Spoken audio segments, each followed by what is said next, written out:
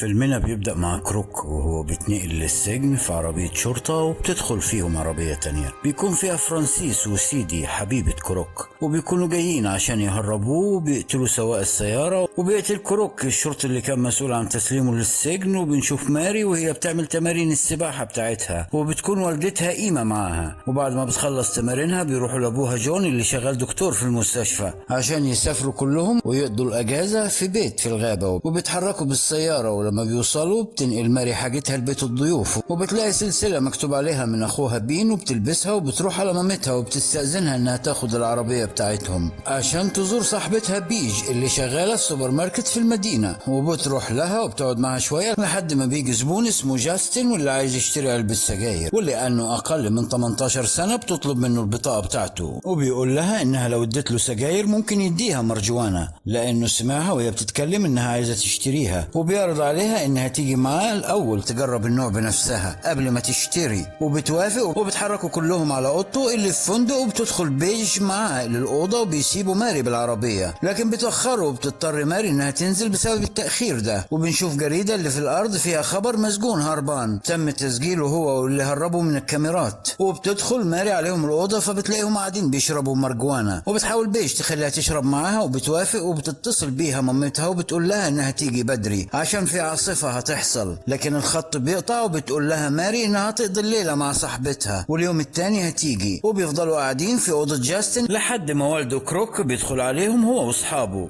وبيضرب ابنه بسبب إنه جاب حد معاه وسمح لهم إنهم يدخلوا الأوضة. ومش هيقدروا يسيبوا البنتين لأنهم ممكن يبلغوا عنهم، لأن صورهم بقت في الجرايد ومطلوب القبض عليهم. وبتبدأ ماري تعيط من الخوف، وبتدي مفتاح العربية بتاعها لسيدي. لكن فرانسيس بيبدأ يتحرش ببيج، وبيطلع السكينة بتاعته عشان يهددهم. وبتهرب بيج في فرانسيس، وبتهرب بيج من فرانسيس، وبتدخل الحمام وبتحاول تهرب من شباك الحمام، وبيكسر عليها باب الحمام وبيخبط راسها في الحوض، فبيغمى عليها. وبيطلع يكسر تليفون ماري عشان ما تحاولش تتصل بحد من وراهم. ويتحركوا من مكانهم ناحية الغابة، وبيكونوا مهددين ماري وبيج انهم ما يعملوش اي حركة طول ما هم في الطريق. وبياخدوا طريق الغابة، وبتحاول ماري انها تهرب من العربية، وده اللي بيخلي كروك يعمل حادثة والعربية تنزل على منحدر، وتفضل تتخبط في الاشجار، وبتتكسر مناخير فرانسيس. وبينزل فرانسيس ضرب فيهم هو وسيدي لحد ما بتقدر بيج انها تهرب منهم. وبيفضلوا يطردوها في الغابة، وقبل ما بتنادي على حد يساعدها بيضربها فرانسيس وبيكتفها، وبيرجعها تاني لكروك. وبيقرر كروك انه يعاقب ابنه لانه سبب في كل اللي حصل ده، وبيجبره انه يتحرش بماري وهم مكتفينها لحد ما بيج بتشتمه وتقول له انه مثير للشفقة. وده اللي بيخليه يروح ويطعنها بالسكينة ويقتلها قدام ماري. وبيتهجم على ماري وبيغتصبها قدام ابنه، اللي بتفضل ماري تطلب المساعدة من جاستن عشان ينقذها من اللي هي فيه. لكنه بيفضل قاعد وبيسمع ماري وهي بتصرخ، ومش قادر يعمل حاجة لأنه خايف من أبوه. بيشد كروك السلسلة اللي لابساها ماري وبيرميها ناحية جاستن، واللي بياخدها وبيخليها معاه. وبتحاول ماري إنها تقف على رجليها بعد اللي حصل لها، وبيكون في إيديها صخرة كبيرة وبتضرب بيها كروك عشان تقدر تجري ناحية البحيرة. وبتبدأ إنها تعوم وتبعد عنهم، لكن كروك بيفضل يضرب عليها نار بمسدسه لحد ما بتيجي رصاصة في كتفها. وبيفتكر كروك إنه قتلها، وبيسيبوها. وبتبدأ العاصفة والسما بتمطر، وبيفضلوا ماشيين على الطريق اللي كانوا راكبينها لحد ما بيوصلوا لأقرب بيت ليهم، واللي بيكون بيت جون أبو ماري اللي قتلينها. وبيخبطوا عليهم وبيقولوا لهم إنهم حصل لهم حادثة ومحتاجين مساعدة. وجون عشان دكتور بيساعد فرانسيس في مناخيره المكسورة. وبيقول لهم كروك إنهم وهم ماشيين في الطريق عربيتهم انحرفت وعملوا حادثة وما قدروش إنهم يروحوا بفرانسيس أقرب مستشفى. وكان من حظهم الحلو إنهم لقوا بيت جون، وبيقول لهم إنه يتمنى يساعدهم لكن عربيته مع بنته. وبيضرب البرق عمود الكهرباء العمومي وبيفصل الكهرباء عن كل البيت. وبيروح جون عشان يشغل مولد الكهرباء الاحتياطي ويرجع لهم تاني. بيعرض عليهم جون إنهم يفضلوا معاهم لحد ما العاصفة تهدى، وساعتها يقدروا يتحركوا، وإنهم ممكن يناموا في غرفة الضيوف. وبيقوم جاستن عشان يدخل الحمام، وبيعدي على المطبخ وبيشوف صورة ماري وهي متعلقة على التلاجة، وبتقول له إيمي إن دي صورة بنتهم اللي معها العربية. وبيدخل الحمام وبيبكي، وبيهددوا كروك إنه ما يتكلمش عشان ما يحصلش للناس دول زي ما حصل قبل كده بسببه. ولما بيخرج من الحمام بيسيب سلسلة ماري جنب فنجانه اللي شرب فيه كدليل لجون إن في حاجة حصلت لبنته. وإيمي بتولع لهم الشموع لأن الكهرباء فصلت، وبترجع لجون. فجأة بنشوف ماري لسه عايشة وبتزحف عشان توصل لبيت أهلها، وبتخبط بالكرسي عشان والدها يفتح الباب. وجون وإيمي وبيشوفوها وبيشيلوها، وبيحاول والدها يوقف النزيف. وبتروح إيما للمطبخ عشان تجيب لوازم العلاج،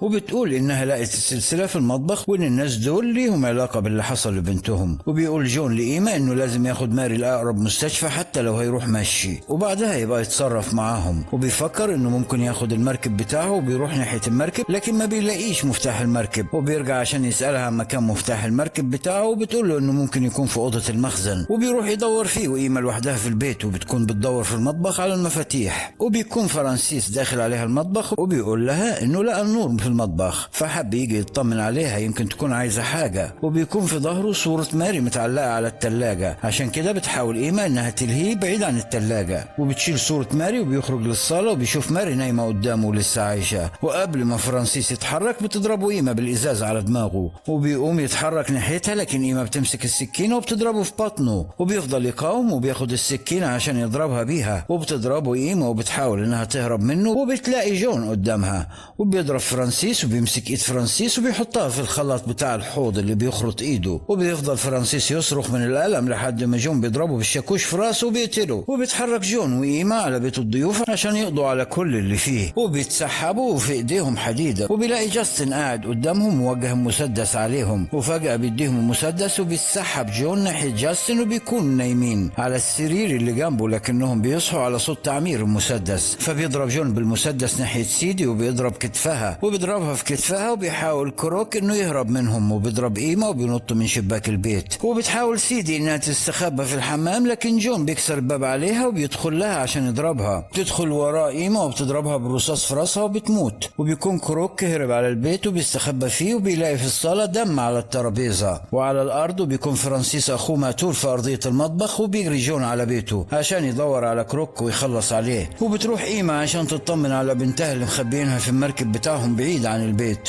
وبيفضل جون يدور على كروك في كل البيت لحد ما بيعرف إنه اللي فوق، وبيقول له إنه مستنيه يطلع له لأنه عارف إنه مستخبي زي الجبان. وبيرد عليه كروك وبيقول له إن بنته استحملت كتير على اللي عملوا فيها، وإنه متأكد إن اللي خانهم هو ابنه الغبي لأنه عرف إنتم مين، وساعتها قرر إنه يبيعنا ويقول لكم اللي حصل. وبيحاول كروك إنه يهرب من الشباك، وبيسمع صوت المركب الموجود في البحيرة، وبيفهم إن في حد عند المركب. وبيقدر كروك إنه يخدع جون ويوهمه إنه رايح ناحية المركب عشان يقتل مراته، لكنه بيطلع من ورا جون وبيضربه وبيرميه من الدور الثاني. وبيجي جاستن ومعاه المسدس وبيحاول إنه يهدد أبوه، ولكن لأنه جبان ما بيقدرش يعمل حاجة، وبيضربه أبوه وبيرمي المسدس من إيده. وبتيجي إيما من ظهره وبتضرب كروك بطفاية الحريق، وبيضربوه هما الاتنين لحد ما بيغمى عليه من كتر الضرب. وبيروح جون المركب وبياخد بنته ومراته لأقرب مستشفى، وبيسيبهم هناك، وبيرجع لكروك يديله بنج ويشيل جسمه كله، لكنه بيفضل حاسس بكل اللي بيحصل له. وبيجيب جون الميكروويف وبيحط راس كروك ويفجرها فيه.